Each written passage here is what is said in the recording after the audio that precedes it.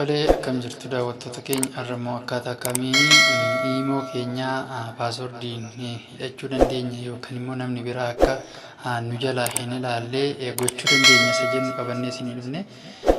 Kanatti aansuun akkaataa kamiin iimoo keenya yookaan faayila keenya dhokfachuu dandeenya isa jennu qabannee isinii dhufne.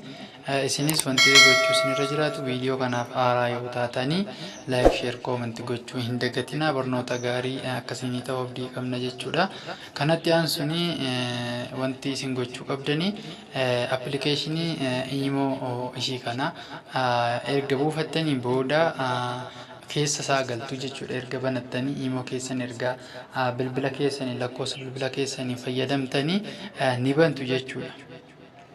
Kanaaf erga bantanii booda keessa gaafa galtan bifa akkasiitiin isinii dhufa jechuudha. Kanaaf isin immoo eessadhattu isa jennu kunoo akkuma argitan piroofaayilii keessan ishii garraa tana gubbaa ni baatu jechuudha.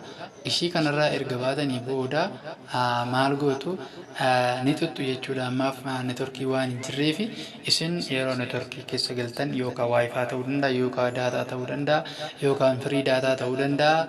Wanta isin ittiin fayyadamtan maal gootu piroofaayilii keessan jalaa ni galtu jechuudha. Kunoo akkuma argitan erga galtanii boodas isa kanatu inni dhufa jechuudha. Barreeffamoota kana keessaa isaa security and privacy jedhu kana maal gootu ni filattu jechuudha.